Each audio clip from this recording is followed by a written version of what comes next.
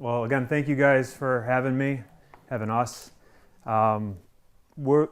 This is targeted to all audiences. Again, we're going to make it interactive, ask questions as we go. I certainly don't have an hour's worth of content. I know there's a big hockey game going on. If anybody needs to know the score, we can shout it out at any point.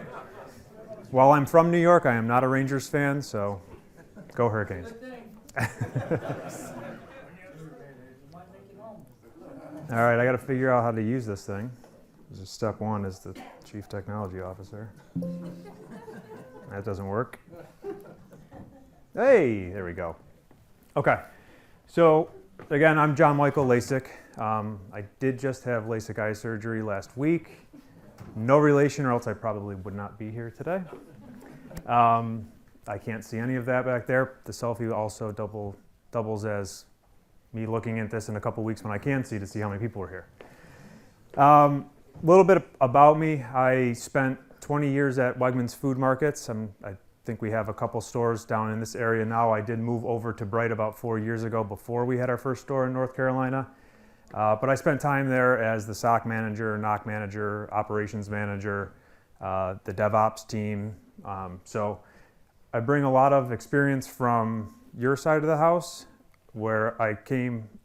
And you can see here I got a master's degree from the SANS Institute, if you're familiar with them. And they do a tremendous job at staying up to date on all the modern attack vectors, all the ways defense in depth, and technologies, processes, and everything that you can do to secure an environment. So we've built at Brite an MSSP program focused on the partnership, right?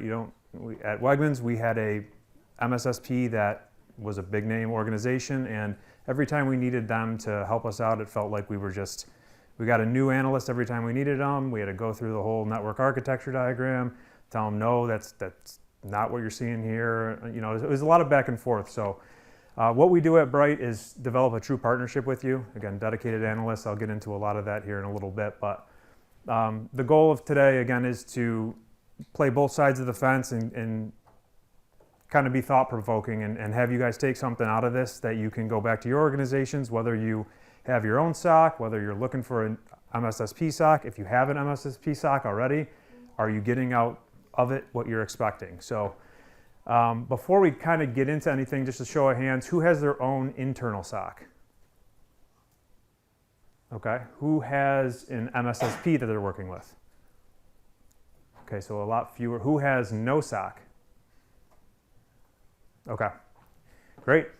So we'll just, again, a couple slides here to talk about Brite. Again, Nick alluded to a little bit of this, but we've been in business since '83. I was certainly not there in '83, but we focus on cybersecurity. We have 3 different branches. One is the public safety sector, where we do body-worn cameras, in-car, police car type stuff. We sell in 42 of the states right now, so we are completely US based. The cybersecurity focus is enterprise sales as well. So we can be your VAR if you're looking to do something like identity access management and you don't know whether to go with Okta, SailPoint. We could kind of be the middleman there for you, so you're not dealing with all those different sales reps.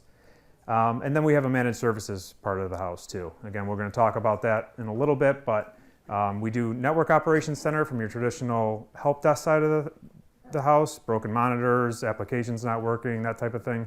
But then we also have the 24/7 SOC that we'll focus on here. From the enterprise sales standpoint, again, you'll see that we kind of focus on some 5 different pillars.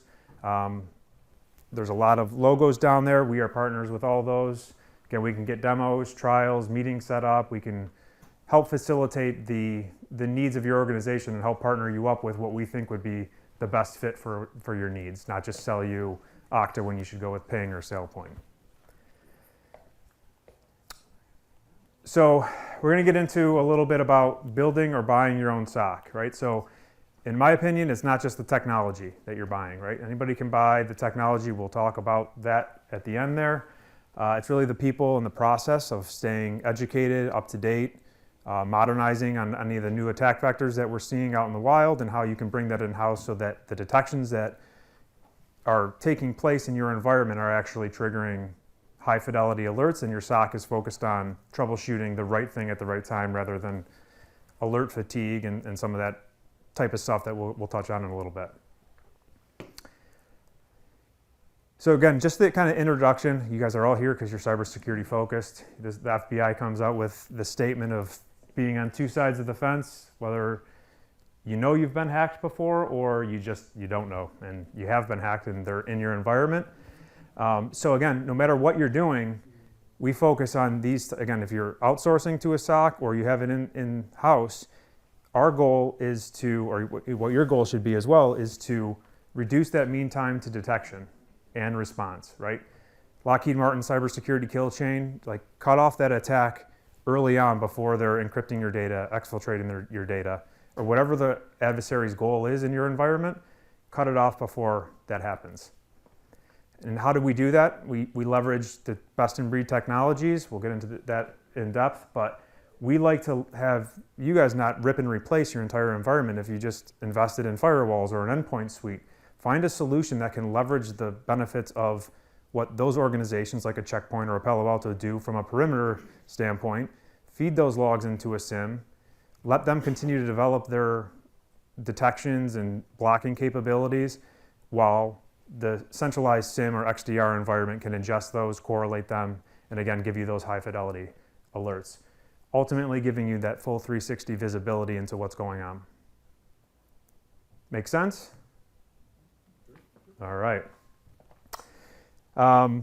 So a lot of, again, these are just kind of you guys are probably very familiar with this, so I'll kind of breeze through it, but there's security trends and challenges that are out there, and which is why MSSPs like ours are being able to kind of thrive and pick up clients and help protect them. It's just a number of different things that are out there in terms of visibility gaps, the people, we're going to talk about that, and the skill sets and what's needed to actually staff a 24/7 SOC, and the cost that goes along with that.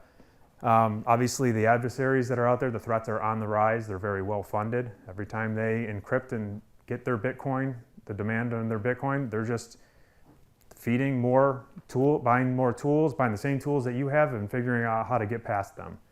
So it's unfortunately just the world that we're living in, and it's rapidly getting worse from an attack standpoint.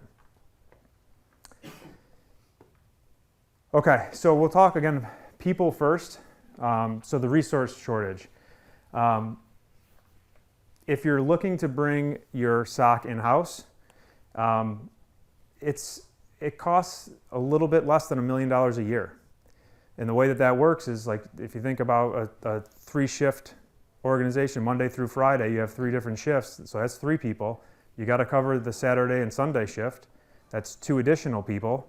You need engineers, you need architects, a SOC manager, and these are just, again, depending on where you live and the cost of living and what the average salary is for the entry-level SOCs and the senior SOC analysts and things like that, it adds up.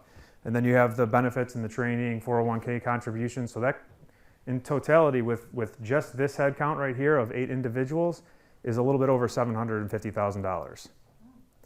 So again, and this is bare minimum to have your 24/7 coverage. So is that for anybody that has like an in-house SOC? Are there gaps in coverage? Are you not looking on the weekends?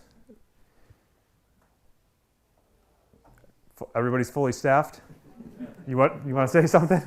We have a gap, but we have MSSP that fills in the gaps. Okay, so you got like the hybrid model where when your team 8 to 5 and then they take over after? Yeah. Yep. Okay, and that's what I dealt with at Wegmans as well. And so we'll talk about how you can partner with them to try to, again, ask them the right questions, have them integrated into your environment as if they were your staff. I won't go into the details of this, but again, these are some stats from a media outlet that just did statistics in a survey on where IT resources are, and again, where it speaks to the lack of talent that's out there. So how does Brite help fix that? We partner with universities. So these are, again, some local universities that are in the upstate New York area. Villanova's there, the owner of our company graduated there, so of course we got a partnership with that. But again, RIT is a tremendous institution. That, I mean, the curriculum that they have coming out from their cybersecurity grads is unbelievable. You guys certainly have a wealth of talent pool that's coming out of the universities around here. I highly recommend you start a co-op program.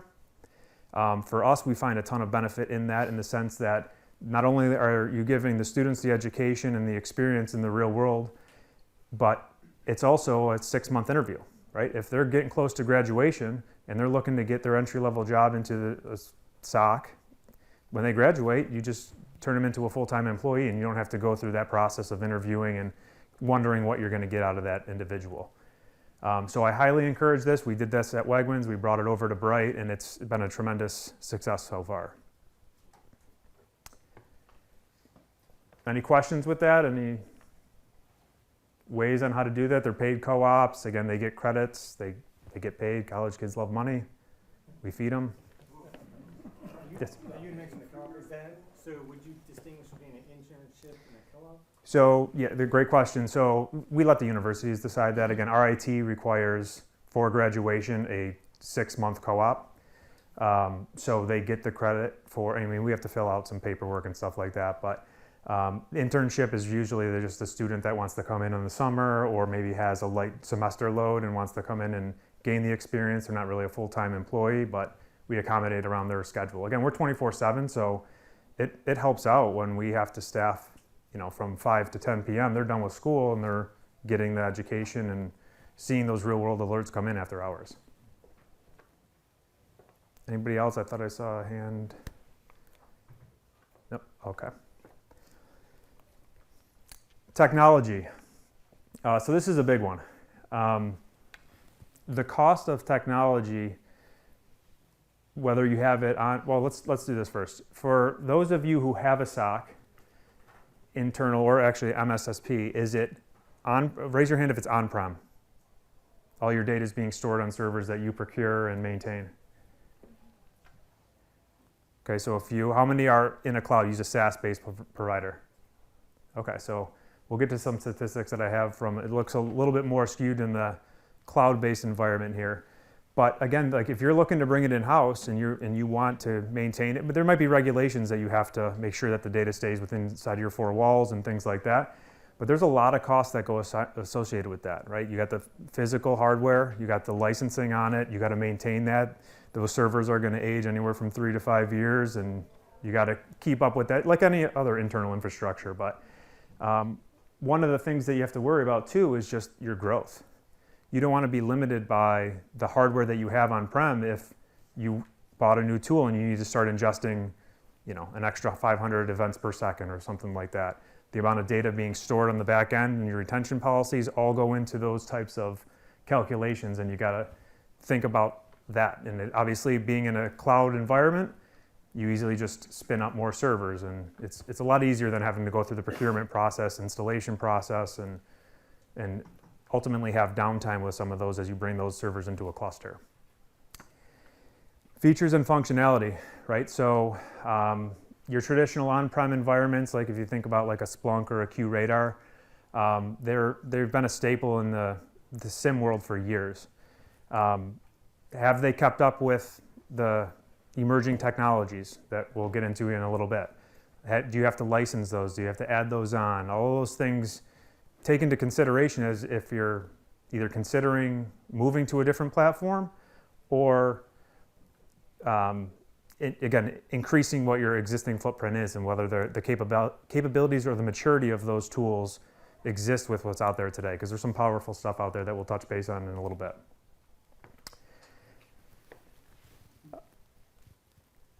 Why is it not advancing? Guess we want to talk about this more.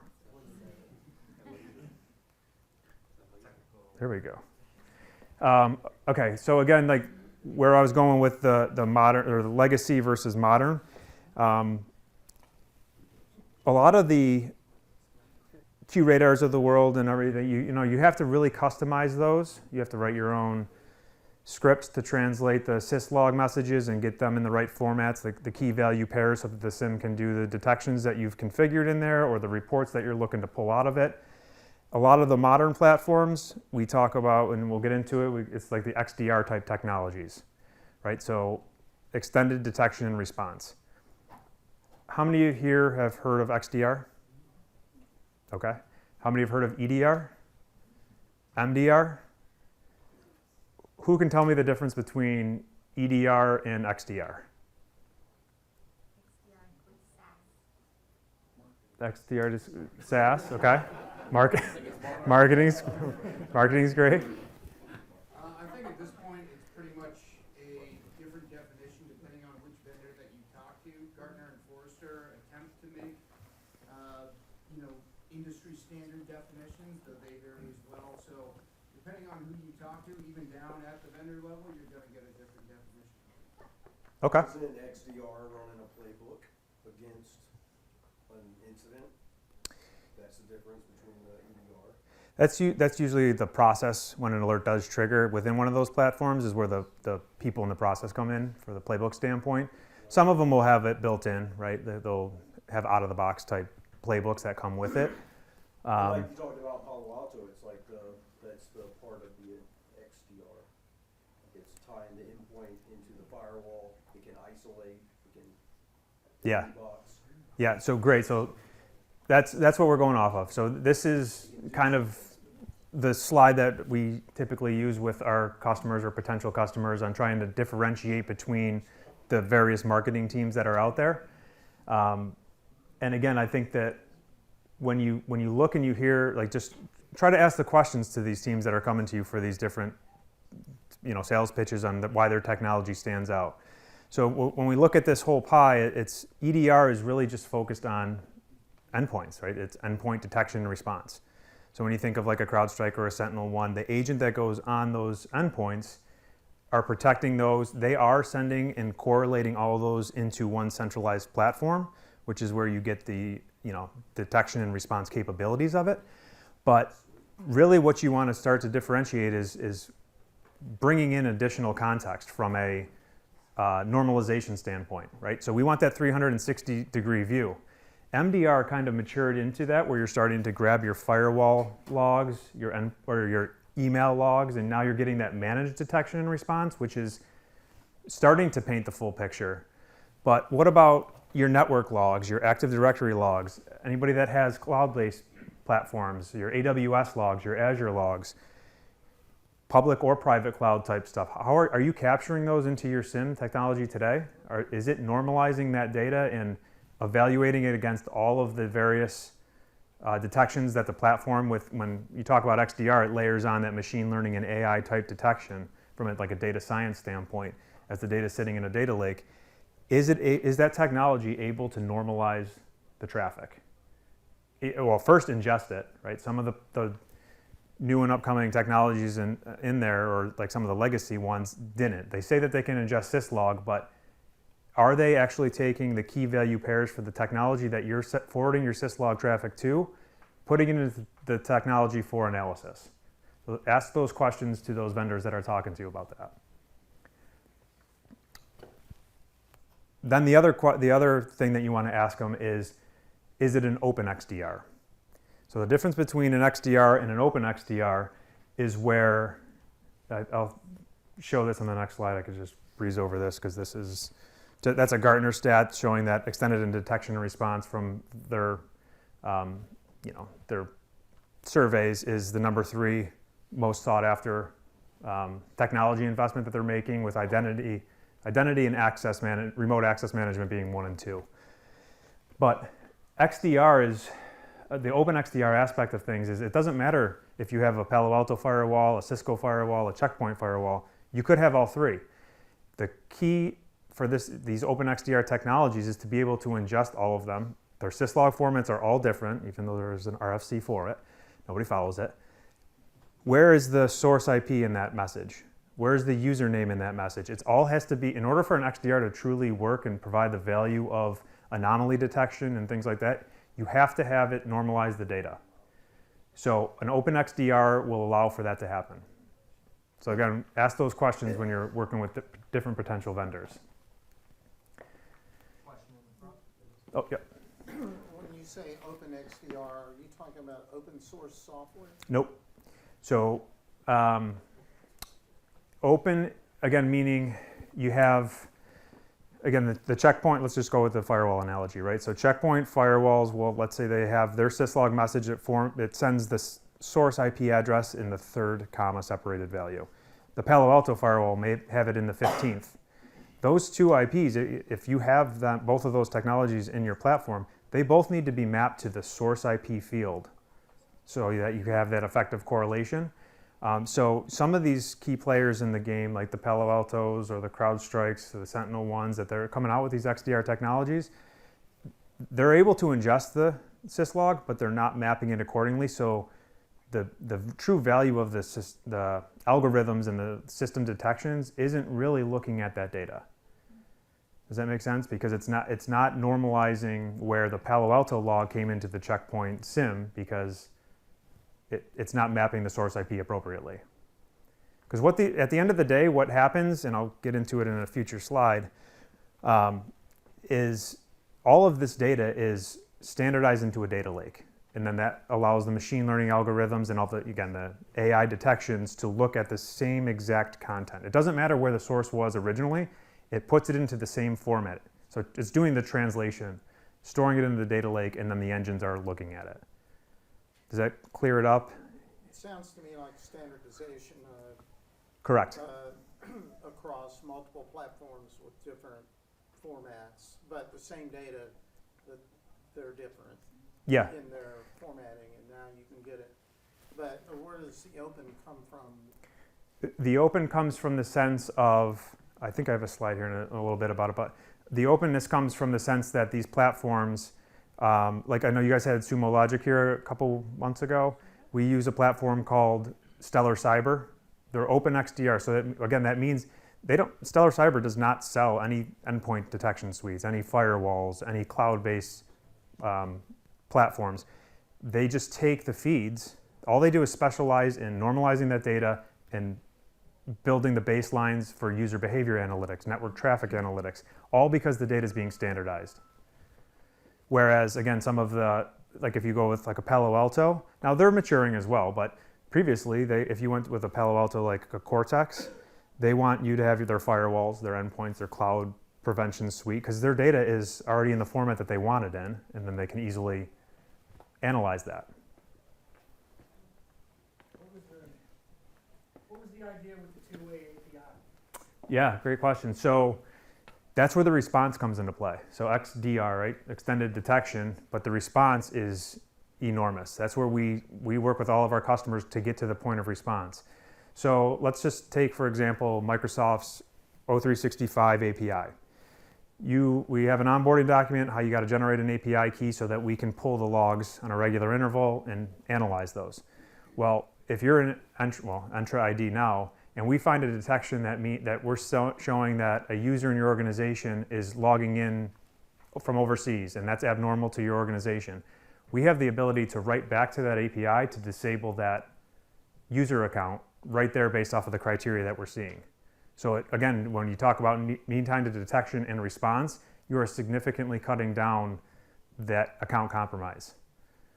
And we can, again, that's where playbooks come into play. So we work with our customers to figure out what the fidelity score is and when they believe it to be a true positive. And if it happens at 2 a.m, we're not calling somebody, waking them up, trying to figure out who to get to, explain the situation to them, and then have them give us the okay to lock it down. We can just do that on their behalf at 2 a.m. If it ends up being a false positive at 8 a.m. when that individual is trying to log in, well, okay, well, we minimized our risk at that point, but we had the ability to take that action right away. And in the response capabilities, the big three that we push our customers towards is the identity aspect of things, so locking an account in an AD. Endpoint isolation, so we, again, partner with anybody that's got Microsoft Defender, Sentinel-1, CrowdStrike. We leverage that tool to do what it does best, but we create the API integration where right from our platform, we click in, and this is a picture of the platform as well. We can go in depth after this, but the alerts are on the right. When an analyst is looking through it and going through their playbook, there's a response capability. So we don't have to have access into your CrowdStrike environment to log in, find the host and isolate it. It's just built into our platform. We can say, isolate this host for 1 hour, 4 hours, indefinitely until we figure out what's going on. Thank you. Yep. I think it sounds really good. I think, what do you do whenever you run into a vice president, somebody of the C-suite who traveled to Europe and decided to check their email at 2 o'clock a.m. Eastern Standard Time, who's not, who can't get in? Is there a way to call them and say, not you call them, but the VP to call and say, why the hell can't I get mine? Yeah, I mean, so again, we have our partnership. I'll get into it in a little bit, but we have robust playbooks, right? And then we work with them. We use the data. We talk about it. If that happens to these individuals, don't take action. So we can get as granular as you want. At the end of the day, the C-suite's the most targeted. So we've had it happen, and they're like, oh, well, thank you. I mean, I was on vacation. I shouldn't have been working anyway. So they're but I mean, it has happened, right? It's the whole true positive versus false positive aspect of things. Again, we work with organizations for managing their O365 environment, and you can do conditional access policies.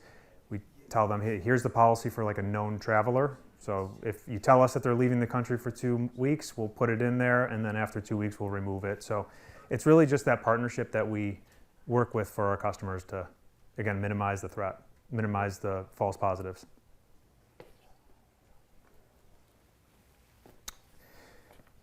All right, so this is an eye chart, but it goes to show you where all of these different players are coming into the game, right? And you're going to get the same thing from a marketing standpoint as you are with the XDR, MDR, EDR. They're going to call it SOC, they're going to call it SOAR, SIM, MDR, EDR. At the end of the day, like, again, look for a platform that bundles that all together.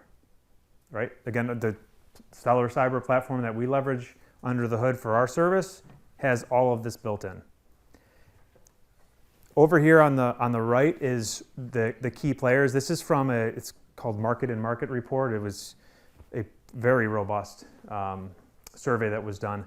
And you can see here that I don't like how they color-coded other players and at the bottom and gave other players is actually the 22 to 32% in the top right.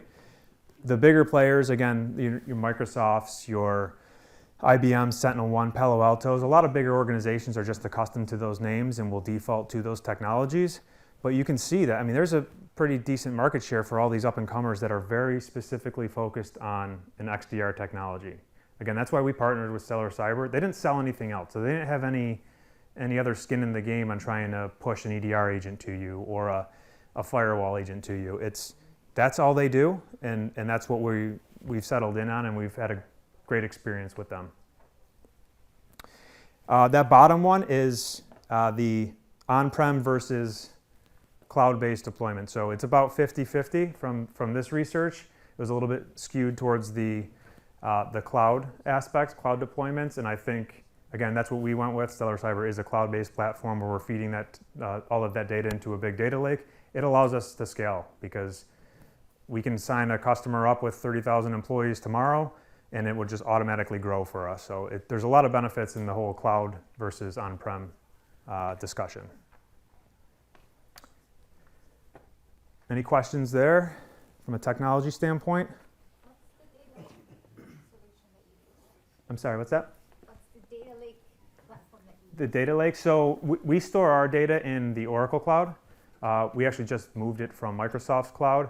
Again, at the end of the day, it's one of the big cloud providers that will grow as, of course, they're just going to scale for you so you can pay a bigger bill every month. But the performance for this platform really it excelled in the OCI environment, so we moved our data over there.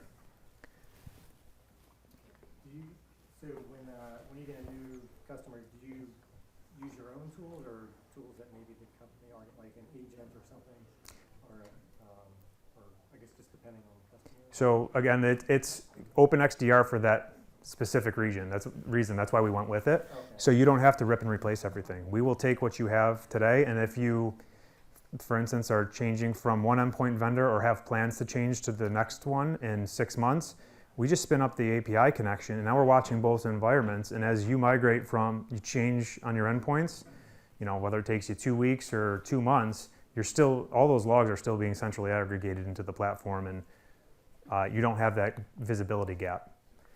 The only agent that we deploy is on critical Windows servers, because it has the ability to pull out your security application, system logs, PowerShell, sysmon. There's a lot of very specific data that is useful. We don't require it, but again, we talk to the customer and show them the benefits of why putting that agent on there will help our visibility. But again, endpoint-wise, we're just going to try to tie to CrowdStrike, SentinelOne, Microsoft Defender.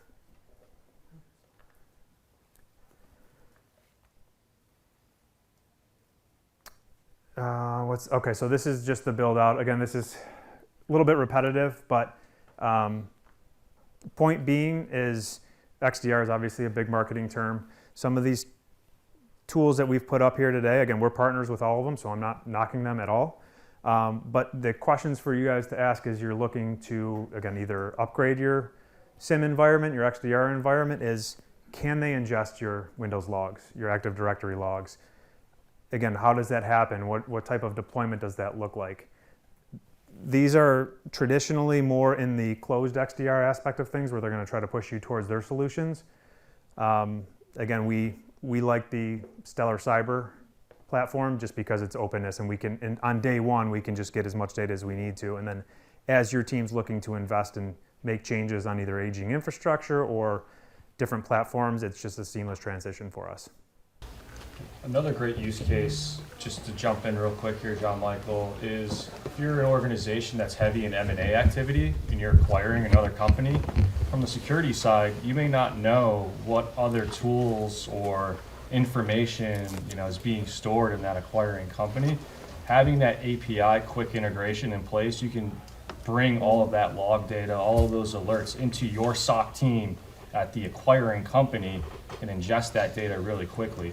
And then once IT goes through and moves them all to their standard platforms of firewall, EDR, identity management, then you can kind of have visibility in there while that transition is taking place too.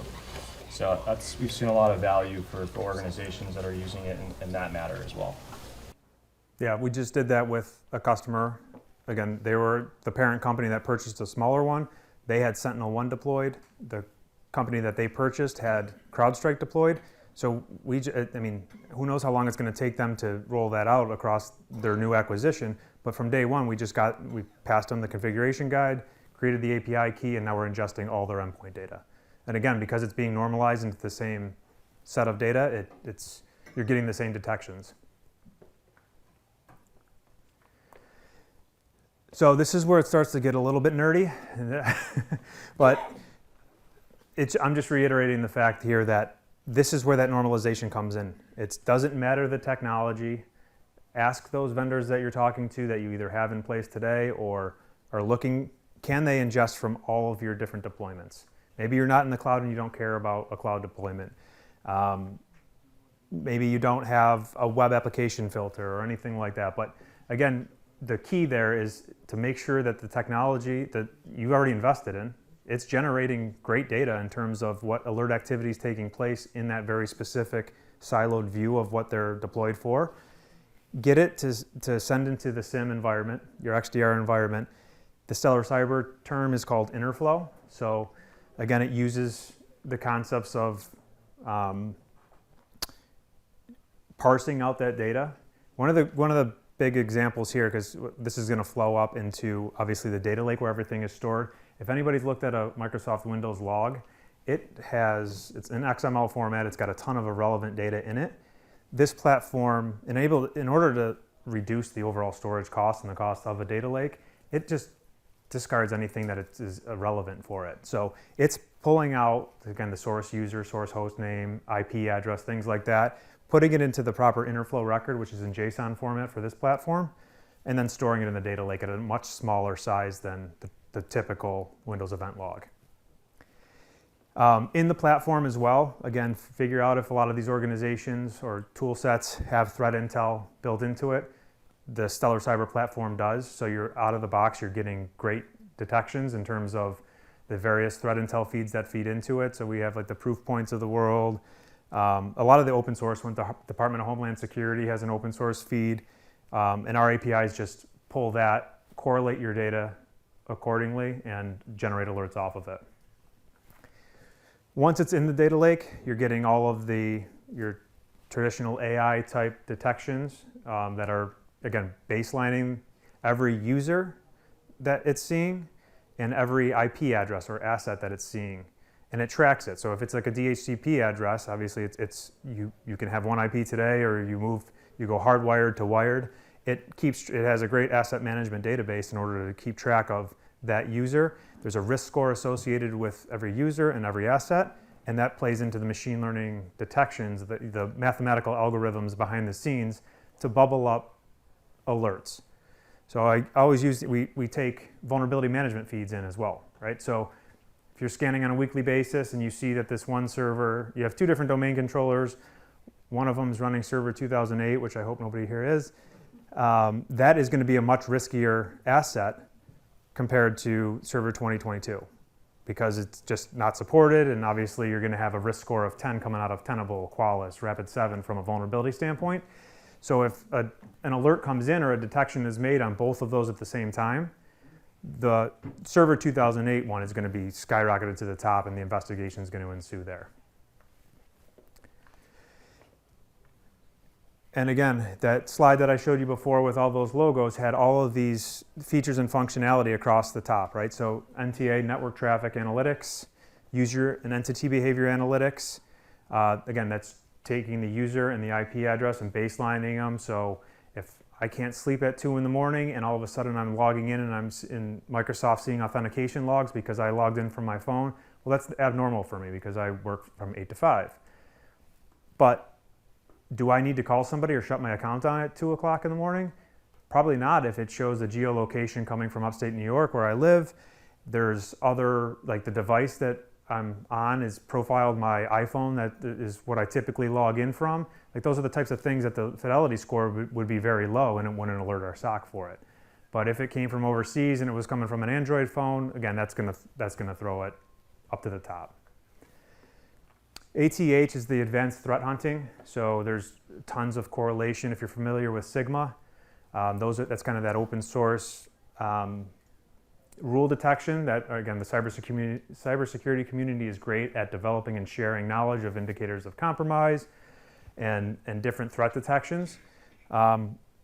See if the platform has the ability to ingest something, because a lot of times when a new 0-day is notified, or a company is made aware of something, they're going to feed these threat intel companies what these IOCs are. Those threat intel companies build the Sigma rule, and we can immediately ingest it and start detecting. And the beauty of it too is you can take the new alert that you just put in place and go back in time to see, hey, was that IP seen in my traffic logs from a week ago, a month ago, 2 months ago? And then again, XDR, we've talked a lot about that. SOAR is another platform, right? So security, orchestration, automation, and response. That's really where the people in the process come into play. We'll get into a little bit of that, but having the alert created is one thing. What are you doing after the fact is where SOAR comes into play, and how to effectively deem it a true positive or a false positive and then take action if needed.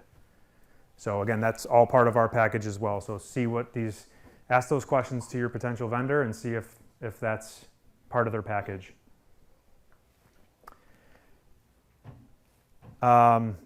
This slide is really just, again, there's a lot of tools that are in each of those different spaces, your EDR, NDR, SIM type technologies.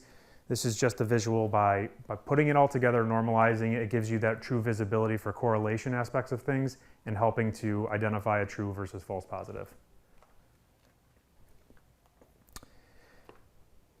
So process, this is kind of the last section here, and this is really about the people.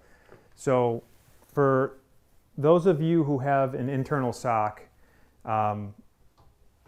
do you have high turnover? Do you have disgruntled employees? Are they complaining? Are they bored? Are they You finding ways to keep them involved? These stats are, I think this is from the IBM Ponymon report that came out. Working in a SOC is not fun. If you've done it, it can be pretty stressful, right? I mean, you're having all these alerts that everybody references the Target breach from 10 years ago. They had the alerts showing that somebody was in their HVAC, through their HVAC vendor. It was there. It's just there was too many of them for them to actually find it, investigate it, and take action on it. So there's a lot of tools that are feeding it, right? So find the right tool sets that can normalize that data and present the very actionable type alerts to your SOC. The way that we help combat that, we've had very little turnover within our SOC. We obviously, the whole aspect of providing career growth and things like that. But we have playbooks. For every single detection, you need a playbook, right? How is a brand new SOC analyst out of college supposed to know what to do with a Kerber roasting attack? Like, how do you validate that that's a true positive or a false positive? Well, there's a playbook for every single detection, right? So identify what's going on, analyze it, and then respond, right? So if the response capability in our playbook dictates, yes, disable that user at 2 in the morning, the customer gave us that ability, take action and disable it. We also can automate that too. There's very few customers that trust the tool enough to say, yes, if this is a 90% fidelity score, disable that user. We usually have to go through the analysis of it. But more and more customers are moving towards allowing Brite to take the action, isolate the host or individual, or block on a firewall. And then we talk about it and review that data with them. The way that our SOC, like we continue to keep them on their toes, they're engaged, is to work on automating these playbooks. Like, nobody wants to read the question and figure out how to go get the geolocation or things like that. So I talked a little bit about open source options. A lot of when we go through the interview process for a new analyst, we can teach them how to read the playbooks and what to do in various scenarios. It's really the coding aspect of things. Like, we ask, what kind of PowerShell scripting do you have? What kind of Python scripting do you have? Again, our data is ingested into JSON format, so it's key value pair. We take it right out of there. We can run a script and we go query virus total because they have an open API. We query a whole bunch of different open source information sources to enrich our data, and ultimately at the end of it, close it out as a true positive or false positive, or close it out if it's a false positive, escalate if it's a true positive. So this example right here, I mentioned earlier, like, we have threat intel feeds, right? So we're capturing all the firewall logs, but when you couple that with the Department of Homeland Security's IOCs, the bad guys are just knocking at everybody's door, right? It generates an alert because it's on a known bad actor's IP address. So each of these boxes have Python code behind it to take the IP, queries back into our system to say, hey, this offending IP just knocked on the door. Was that log denied? Well, just that one log is not valuable enough to determine whether or not that IP actually got through your firewall. Maybe it hit your web services. Maybe you tried to get on DNS, but that's blocked. But you have an open web server, and is it, now flooding your open 443 port? So again, the vast majority of those threat intel detections are false positives. So we don't want our SOC team burnt out by that, by having to go back into the system, going back 7 days looking, was every one of those logs in a denied state because your firewalls are doing what they're supposed to do and block non-approved traffic. So if everything in the past 7 days has been dropped, your firewall did its job, and we'll create the case and close it out in our source platform, so the analysts never have to see it. If there is any single allowed rule, it notates that in our playbook, so our analysts already have the answer to that question. It enriches the data for them, and then they don't have to go get that answer. They just pick up their investigation from there. Yes? Quick question. Toward the end there, the sleep 10 seconds, is that for the analyst to take a nap, or is that for automation? It's both. Okay. No, I'm glad you pointed that one out. It's just, we were closing that's great. The system was just closing it out too much for the SOAR platform to recognize it, so we had to build a sleeper in there.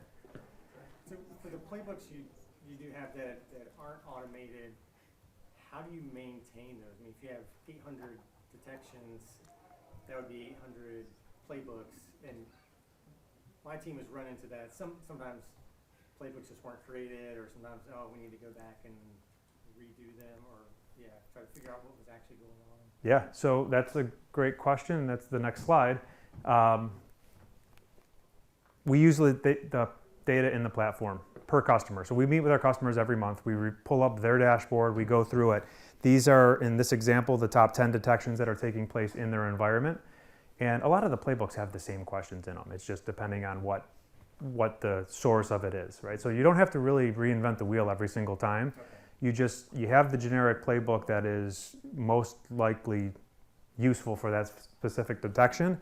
And then we'll share these with the customer and say, hey, these are the questions that we ask for outbound Brite anomalies.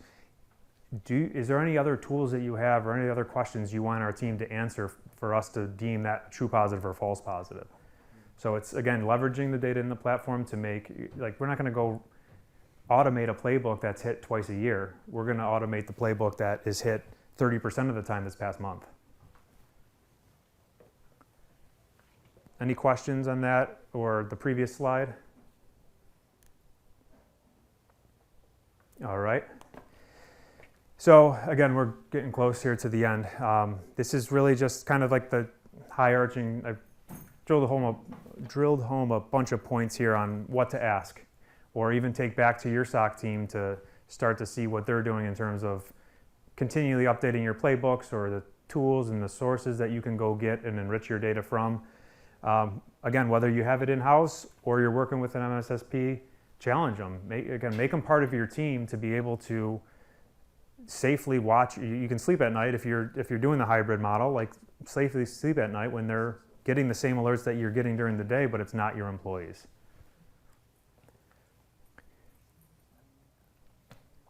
This is just a slide deck of kind of how Brite positions our partnership, right? So again, from a reseller standpoint, we will partner with any of the major players out there and sell you and resell and help you install any of the tools and technologies out there that are going to help prevent an attack from taking place.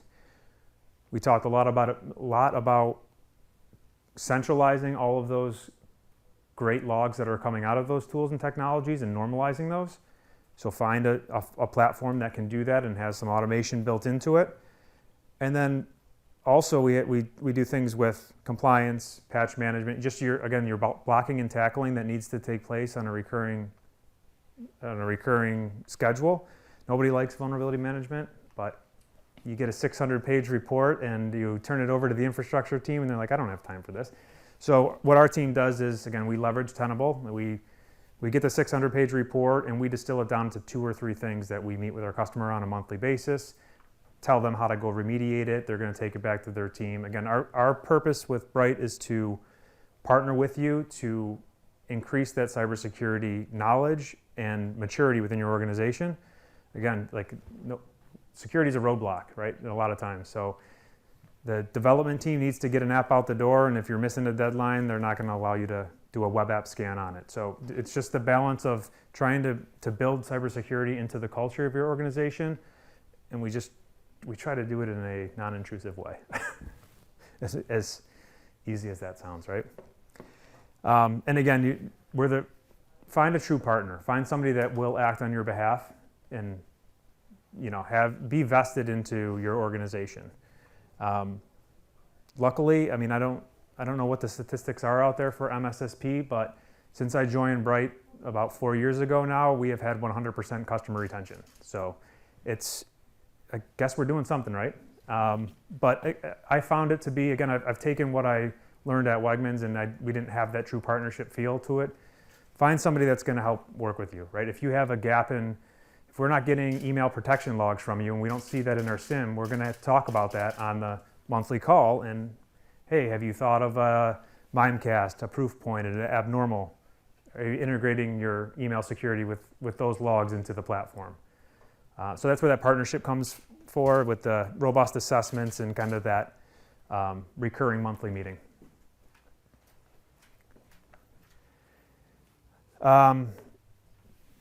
repetitive. It's, again, if you're not meeting with your MSSP, demand a monthly meeting. At minimum, we ask for 30 minutes every month. We want to show them, we want to prove to them that we're doing what they're paying us for. Our platform it's co-managed, so you can get in there if you have the time. You can look at the very specific alerts that we've closed out, and you can read the SOC's, the analyst comments on why they determined it to be a false positive or true positive.